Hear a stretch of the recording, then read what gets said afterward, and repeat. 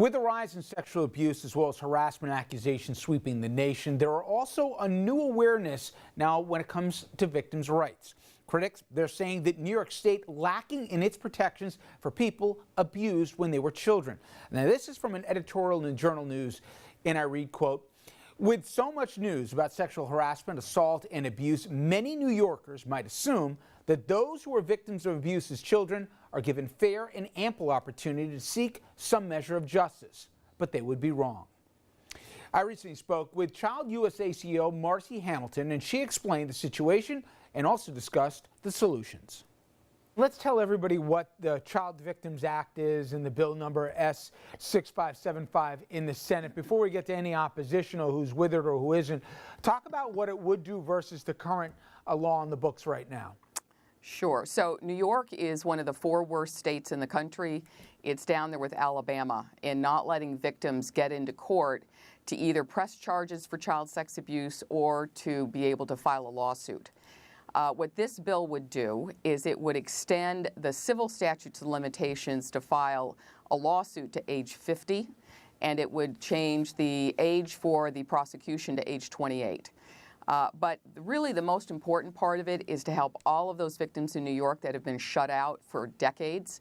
It has a window, and what the window would do is create a 1-year opportunity for victims to be able to sue the perpetrator and also the institutions that hurt them. And before we get into the lawsuits, talk about why the number makes a difference, why 23 to a later age or even being able to bring a suit until 50 matters. You'll see certain people saying, hey, if you don't bring it by the time that you're already an adult and in your 20s, why should you extend the window that much further? What would you answer that with? Well, you know, child sex abuse is not like a kid breaking a leg. If a child breaks their leg, they know to call their mom. The mom takes them to the emergency room and things are taken care of. Child sex abuse is shaming, it's humiliating, and kids don't understand it. On average, victims need to about age 42, so about half over and a half under that age that come forward. So right now in New York, shutting everybody down at age 23 means, first of all, the vast majority aren't getting justice, but we also have no idea who the real hidden predators are in this state. In terms of support for this, we mentioned at the beginning of this conversation the window of time that we're in, where silencing people that have been victims is certainly getting more disinfected with sunlight right now. To that end, this is not the first time, Marci, that you've pushed hard for this, but you're getting support from places that have given tepid support at best in the past. I know the Manhattan DA now is giving full-throated support. Where's the governor on this? You know, the governor has been very supportive. We've been meeting with him for almost 2 years, and he is someone who wants to see the Child Victims Act passed. Now, we have pushed that we would like to see it in the budget, because if the window is passed, there'll be about $250 million returned to the budget. So we'd like to see that, but at the very least, we know that the governor is behind it. There are others in Albany who haven't been and continue to be at least mum on the subject. The Senate Majority Leader John Flanagan and some other Senate Republicans haven't gotten behind this or have been somewhat opaque as to that they support it, but not the detail of this.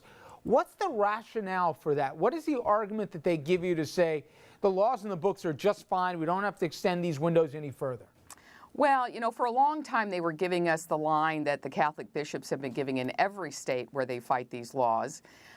They say that evidence gets stale and it's too late for victims to come forward. But those arguments have a lot less force now for 2 reasons. One, the Me Too movement makes it clear which side of history you really need to be on.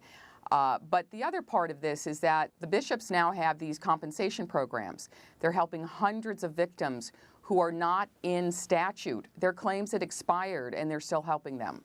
So at this point, it's really just a matter, I think, of the Republicans seeing what's going on and understanding the Me Too movement has really changed things. It does seem the religious groups have a different argument than maybe in the past, which is they have no opposition, whether it be on the criminal or civil, to extend the windows, but they don't want to have cases reopened.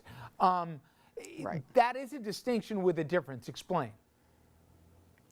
Well, they're terrified that the secrets they keep right now the perpetrators they know about and the public doesn't know about are going to put them in a bad light.